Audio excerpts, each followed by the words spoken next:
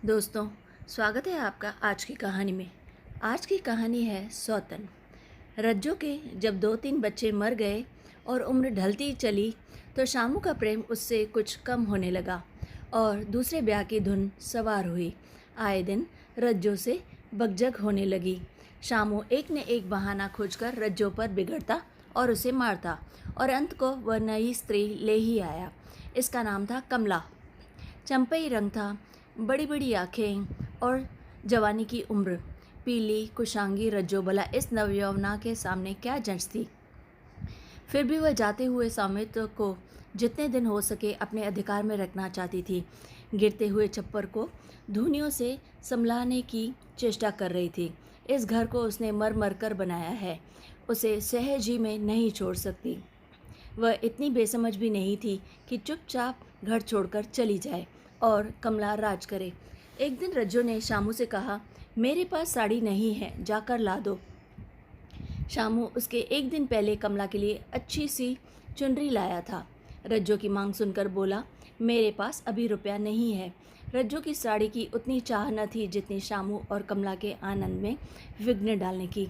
बोली, रुपए नहीं थे तो कल अपनी चहेती के लिए चुनरी क्यों लाए? चुनरी के बदले उसी दाम में 2 साड़ियाँ लाते तो एक मेरे काम ना आ जाती। शामू ने स्वेच्छा भाव से कहा, मेरी इच्छा, जो चाहूँगा करूँगा। तुम बोलने वाली कौन है?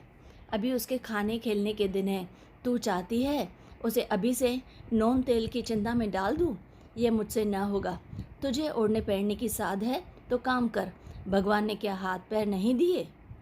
पहले तो घड़ी रात उठकर काम धंधे में लग जाती थी, अब उसकी डाह में पहर दिन तक पड़ी रहती है। तो रुपए क्या आकाश से गिरेंगे? मैं तेरे लिए अपनी जान थोड़े ही दे दूंगा। रज्जो ने कहा, तो क्या मैं उसकी नौकरानी हूँ कि वह रानी की तरह पड़ी रहे और मैं घर का सारा काम करती रहूँ? इतने दिनों छाती फाड़ कर काम किया, उसका यह फिल्म मिला तो अब मेरी बला काम करने आती है। मैं जैसे रखूँगी वैसे ही तुझे रखना पड़ेगा। मेरी इच्छा होगी रहूँगी, नहीं तो अलग हो जाऊँगी। जो तेरी इच्छा हो कर, मेरा गला छोड़। अच्छी बात है, आज से तेरा गला छोड़ती हूँ, समझ लूँगी विधवा हो गई। शामू दिल में इतना तो समझता था कि यह गृहस्थी रज्जो की जोड़ी हुई है। चाहे उसके रूप में उसके लोचन विलास के लिए आकर्षण न हो, संभव था कुछ देर के बाद वह जाकर रज्जो को मना लेता। पर कमला भी कूटनीति में कुशल थी। उसने भी गरम लोहे पर चोटे जमाना शुरू कर दिया। बोली, आज देवी जी किस बात बिगड़ रही थी? शामू ने उदास मन से कहा, तेरी चुनरी के पीछे रज्जो महाभारत मचाए हुए है। अब कहती है अलग रहूँगी। मैंने कह दिया, तेरी इच्छा, जो चाहे कर। कमला ने आंखें मटका कर कहा, यह सब नखरे हैं कि आकर हाथ पांव जोड़े, मनावन करें और कुछ नहीं। तुम चुपचाप बैठे रहो, 2-4 दिन में आप ही गर्मी उतर जाएगी। तुम कुछ बोलना नहीं, उसका मिजाज और आसमान पर चढ़ जाएगा। शामू ने गंभीर भाव से कहा, कमला, तुम जानती हो वह कितनी घमंडिन है। वह मुंह से जो बात कहती है उसे करके ही छोड़ती है। रज्जो को भी शामू से ऐसी कृतज्ञता की आशा न थी। वह जब पहले की सी सुंदर नहीं, इसलिए शामू को अब उससे प्रेम नहीं है। पुरुष चरित्र में यह कोई असाधारण बात न थी, लेकिन शामू उससे अलग रहेगा, इसका उसे विश्वास न आता था। यह घर उसी ने पैसा पैसा जोड़कर बनाया था। गृहस्थी भी उसी की जोड़ी हुई है। अनाज का लेन देन उसी ने शुरू किया। इस घर में आकर उसने कौन कौन से कष्ट नहीं झेले। इसलिए तो पौरुख थक जाने पर एक टुकड़ा चैन से खाएगी और पड़ी रहेगी, और आज वह इतनी निर्दयता से दूध की मक्खी की तरह निकाल कर फेंक दी गई। शामू ने इतना भी नहीं कहा, तू अलग नहीं रह पाएगी। मैं या खुद मर जाऊंगा या तुझे मार डालूंगा, पर तुझे अलग न होने दूंगा। तुझसे मेरा ब्याह हुआ है, हंसी ठट्ठा नहीं है। तो जब शामू को उसकी परवाह नहीं है तो वह शामू की क्यों परवाह करे? क्या सभी स्त्रियों के पुरुष बैठे होते हैं? सभी के माँ बाप बेटे पोते होते हैं? आज उसके लड़के जीते होते तो मजाल थी कि यह नई स्त्री लाते और मेरी यह दुर्गति करते। इस निर्दय को मेरे ऊपर इतनी भी दया न आई। नारी हृदय की सारी परवशता का अत्याचार से विद्रोह करने लगी। वही आग जो मोटी लकड़ी को स्पर्श भी नहीं कर सकती, फूस को जलाकर भस्म कर देती है। दूसरे दिन रज्जो एक दूसरे गांव में चली गई। वो साड़ी उसकी देह पर थी, वही उसकी सारी संपत्ति थी। विधाता ने उसके बालकों को पहले ही छीन लिया था, आज घर भी छीन लिया। शामू उस समय कमला के साथ बैठा हुआ आमोद विनोद कर रहा था। रज्जो को जाते देखकर शायद वह समझ न सका कि वह चली जा रही है। रज्जो चोरों की भांति जाना नहीं चाहती थी। वह कमला, उसके पति और सारे गांव को दिखा देना चाहती थी कि वह इस घर से धेले की भी चीज़ नहीं ले जा रही है। गांव वालों की दृष्टि में शामू का अपमान करना ही उसका लक्ष्य था। उसके चुपचाप चले जाने से तो कुछ भी न होगा। शामू उल्टा सबसे कहेगा, रज्जो घर की सारी संपदा उठा ले गई। शामू एक क्षण के लिए कर्तव्य भ्रष्ट हो गया। क्या कहे, उसकी समझ में नहीं आया। उसे आशा न थी कि वह यूं चली जाएगी। उसने सोचा था जब वह घर ढोकर ले जाने लगेगी तब वह गांव वालों को दिखाकर उनकी सहानुभूति प्राप्त करेगा। अब क्या करे? कमला बोली, जाकर गांव में ढिंढोरा पीटाओ। यहाँ किसी का डर नहीं है। तू अपने घर से ले ही क्या आई थी जो कुछ लेकर जाएगी? रज्जो ने उसके मुंह न लगकर शामू से कहा, सुनते हो अपनी चहेती की बातें, फिर भी मुंह नहीं खुलता। मैं तो जाती हूँ, लेकिन कमला रानी, तुम भी बहुत दिन राज न करोगी। ईश्वर के दरबार में अन्याय नहीं फलता। वह बड़े बड़े घमंडियों को घमंड चूर कर देते हैं। कमला ठट्ठा मारकर हंसी, पर शामू ने सिर झुका लिया। रज्जो चली गई। रज्जो जिस नए गांव में आई थी वह शामू के गांव से मिला ही हुआ था, अतएव यहाँ के लोग उससे परिचित हैं। वह कैसी कुशल गृहिणी है, कैसी मेहनती, कैसी बातें की सच्ची है, वह यहाँ के लोगों से छुपाना था। रज्जो को मजूरी मिलने में कोई बाधा न हुई। जो एक लेकर दो का काम करे उसे काम की भला क्या कमी। 3 साल रज्जो ने कैसे काटे, कैसे एक नई गृहस्थी बनाई, कैसे खेती शुरू की, इसका बयान करने बैठे तो पोथी हो जाए। संचय के जितने मंत्र हैं, जितने साधन हैं, वह रज्जो को खूब मालूम थे। फिर सब लोग उसे लाग हो गई, और लाग में आदमी की शक्ति का वारा पार नहीं रहता। गांव वाले उसका परिश्रम देखकर दांतों तले उंगलियां दबाते थे। वह शामू को दिखा देना चाहती है कि मैं तुमसे अलग होकर भी आराम से रह सकती हूँ, पर अब वह पराधीन स्त्री नहीं है, अपनी कमाई खाती है। रज्जो के पास बैलों की एक अच्छी जोड़ी थी। रज्जो ने केवल खली भूसी देकर नहीं रह जाती, रोज़ 2-2 रोटियां भी खिलाती है, फिर उन्हें घंटों सहलाती। कभी कभी उनके कंधों पर सिर रखकर रोती है और कहती है, अब मेरे बेटे तुम ही हो, पति भी तुम ही हो, मेरी जाल अब तुम्हारे ही हाथ है। दोनों बैल शायद रज्जो की भाषा और भाव समझते हैं। वे मनुष्य नहीं, बैल हैं। दोनों सिर नीचा करके रज्जो का हाथ चाटकर उसे आश्वासन देते हैं। वे उसे देखते ही कितने प्रेम से उसकी ओर ताकने लगते हैं, कितने हर्ष से कंधा झुकाकर जुआरा खुआते हैं, और कैसा जी तोड़ काम करते हैं। यह वे लोग समझ सकते हैं जिन्होंने बैलों की सेवा की है और उनको हृदय से अपनाया है। रज्जो अब इस गांव की चौधराइन है। उसकी बुद्धि, जो पहले नित्य आधार खोजती रहती थी और स्वच्छंद रूप से अपना विकास न कर सकती थी, अब छाया से निकल कर प्रौढ़ और उन्नत हो गई है। एक दिन रज्जो घर लौटी तो एक आदमी ने कहा, तुमने नहीं सुना चौधराइन, शामू तो बहुत बीमार है, सुना है सांस लेने में संकट है। रज्जो ने उदासीनता से कहा, टीबी है क्या? टीबी तो नहीं, कोई दूसरा रोग है।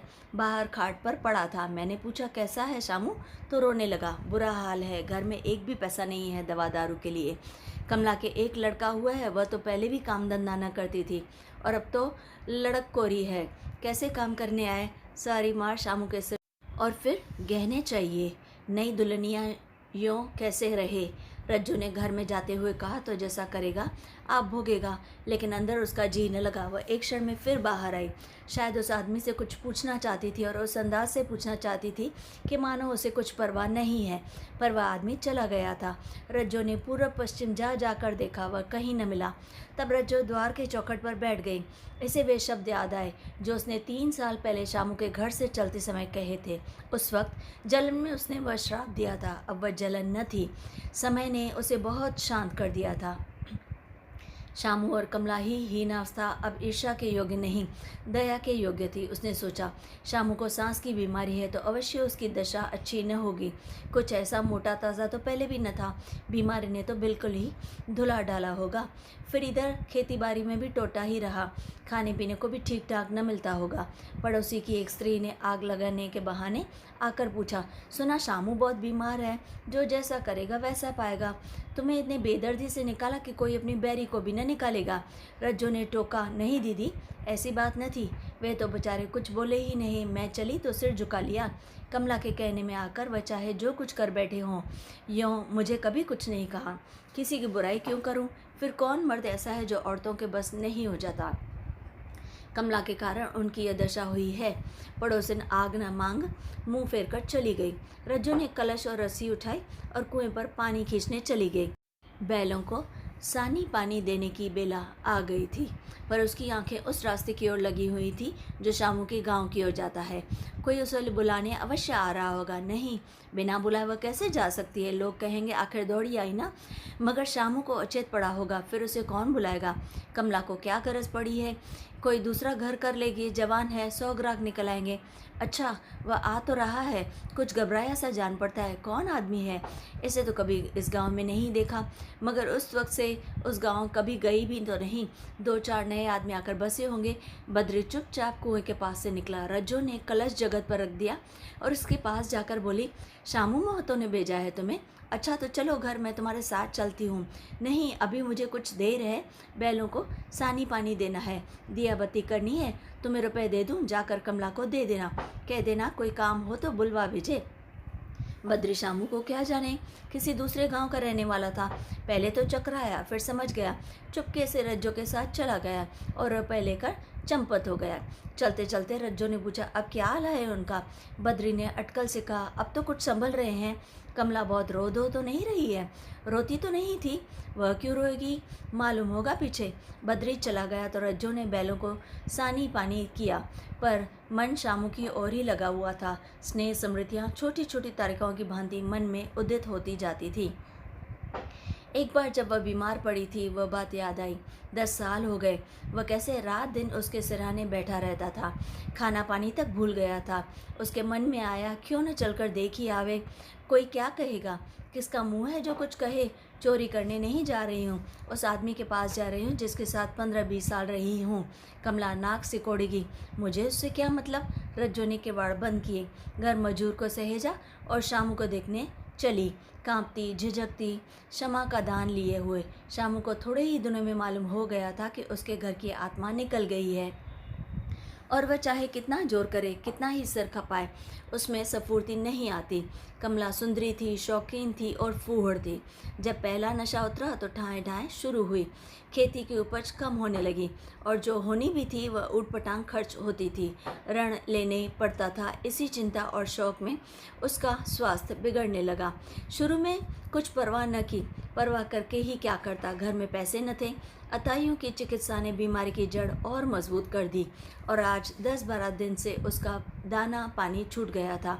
मौत के इंतज़ार में वह खाट पर पड़ा करा रहा था और अब वह दशा हो गई थी जब हम भविष्य से निश्चित होकर अतीत में विश्राम करते हैं, जैसे कोई गाड़ी आगे का रास्ता बंद पाकर पीछे लौटे। रज्जो को याद करके वह बार बार रोता और कमला को कोसता, तेरे ही कारण मैंने उसे घर से निकाला। वह क्या गई? लक्ष्मी चली गई। मैं जानता हूँ अभी भी बुलाऊं तो दौड़ी आएगी, लेकिन बुलाऊं किस मुंह से? एक बार वह आ जाती और मैं उसे अपने अपराध क्षमा करा लेता, फिर मैं खुशी से मरता और लालसा नहीं है। सहसा रज्जो ने आकर उसके माथे पर हाथ रखते हुए पूछा, कैसा है जी तुम्हारा? मुझे तो आज हाल मिला। शामू ने सजल नेत्रों से उसे देखा पर कुछ कह न सका। दोनों हाथ जोड़कर उसे प्रणाम किया, पर हाथ जुड़े ही रह गए और आंखें उलट गई। लाश घर में पड़ी थी। रज्जो रोती थी। कमला चिंतित थी। घर में रुपए का नाम नहीं, लकड़ी तो चाहिए ही। उठाने वाले भी जलपान के बगैर लाश उठेगी कैसे? 10 से कम का खर्चा न था। यहाँ घर में 10 पैसे भी नहीं थे। डर रही थी कि आज गहन आफत आई। ऐसे कीमती भारी गहने ही कौन थे? किसान की बिसात ही क्या? 2-3 नग बेचने से 10 मिल जाएंगे, मगर और हो ही क्या सकता है? उसने चौधरी के लड़के को बुलाकर कहा, देवर जी, ये बेड़ा कैसे पार लगे? गाँव में कोई धेले का भी विश्वास करने वाला नहीं। मेरे गहने हैं, चौधरी से कहो इन्हें गिरवी रखकर आज का काम चलाए, फिर भगवान मालिक है। रज्जो से क्यों नहीं मांग लेती? सहसा रज्जो आंखें पोंछती हुई आ निकली। कान में भनक पड़ी। पूछा, क्या है छोटू, क्या सलाह कर रहे हो? अब मिट्टी उठाओगे कि सलाह की बेला है? हाँ, उसी का सरंजाम कर रहा हूँ। रुपए पैसे तो यहाँ होंगे नहीं, बीमारी में खर्च हो गए होंगे। इस बेचारी को तो बीच मझधार में लाकर छोड़ दिया। तुम लपक कर उस घर चले जाओ भैया। कौन दूर है, कुंजी लेते जाओ, मजदूर से कहना भंडार से 50 रुपये निकाल कर दे दे, कहना ऊपर की पटरी पर रखे हैं। वह तो कुंजी लेकर उधर गया। इधर कमला रज्जो के पैर पकड़कर रोने लगी। बहन आपे के ये शब्द उसके हृदय में बैठ गए। उसने देख रज्जो में कितनी दया, कितनी क्षमा है। रज्जो ने उसे छाती से लगाकर कहा, क्यों रोती है बहन, वह चला गया, मैं तो हूँ, किसी बात की चिंता न कर। इसी घर में हम और तुम दोनों उसके नाम पर बैठेंगी। मैं वहाँ भी देखूंगी, यहाँ भी देखूंगी। धाप भर की बहाती क्या है, कोई तुमसे गहने पाते मांगे तो मत देना। कमला का जी होता कि सिर पटक कर मर जाए। उसे उसने कितना जलाया, कितना रुलाया और घर से निकाल कर छोड़ा। रज्जो ने पूछा, जिस जिस के रुपए हों सूरत करके मुझे बता देना, मैं झगड़ा नहीं रखना चाहती। बच्चा दुबला क्यों हो रहा है? कमला बोली, मेरे दूध होता ही नहीं। गाय जो तुम छोड़ गई थी वह मर गई, दूध नहीं पीता। राम राम, बेचारा मुरझा गया है। मैं कल ही गाय लाऊंगी, सभी गृहस्थी उठा लाऊंगी। वहाँ क्या रखा है? लाश उठी। रज्जो उसके साथ गई। दाह कर्म किया, भोज हुआ, कोई 200 रुपये खर्च हो गए, किसी से मांगने न पड़े। कमला के जौहर भी इस त्वचा की आँच में निकल गए। विलासिनी सेवा की मूर्ति बन गई। आज शामू को मरे 7 साल हुए हैं। रज्जो घर संभाले हुए है। कमला को वह सौतन नहीं, बेटी समझती है। पहले उसे पहनाकर तब आप पहनती है, उसे खिलाकर आप खाती है। छोटू पढ़ने जाता है, उसकी सगाई की बातचीत पक्की हो गई। इस जाति में बचपन में ही ब्याह हो जाता है। कमला ने कहा, बहन गहने बनवा कर क्या करोगी? मेरे गहने तो धरे ही हैं। रज्जो ने कहा, नहीं री, उसके लिए नए गहने बनवाऊंगी। अभी तो मेरा हाथ चलता है, जब थक जाऊं तो चाहे जो करना। तेरे भी पहनने ओढ़ने के दिन हैं, तू अपने गहने रहने दे। ना इन ठकुर सुहाती है करते बोली। आज छोटू के बाप होते तो कुछ और ही बात थी। रज्जो ने कहा, वे नहीं तो मैं तो हूँ ही, वे जितना करते मैं उससे दुगना करूँगी। जब मैं मर जाऊँ तब कहना छोटू का बाप नहीं है। ब्याह के दिन कमला को रोते देख रज्जो ने कहा, बहू तुम क्यों रोती हो? अभी तो मैं जीती हूँ, घर तुम्हारा है, जैसे चाहो रहो, मुझे एक रोटी दे दो बस। और मुझे क्या करना है? मेरा आदमी मर गया है, तुम्हारा तो अभी जीता है। कमला ने उसकी गोद में सिर रख दिया और खूब रोई। जीजी तुम मेरी माता हो, तुम न होती तो मैं किसी के द्वार पर खड़ी होती। घर में जो चूहे लौटते थे उनके राज में मुझे दुख ही दुख उठाने पड़े। सुहाग का सुख तो मुझे तुम्हारे राज में मिला। मैं दुख से नहीं रोती, रोती हूँ भगवान की दया पर कि कहाँ मैं और कहाँ यह खुशहाली। रज्जो मुस्कुराकर रो दी। तो दोस्तों, कैसी लगी आपको आज की कहानी? अगर अच्छी लगे तो लाइक और शेयर ज़रूर कीजिए और चैनल को याद से सब्सक्राइब कर दीजिए।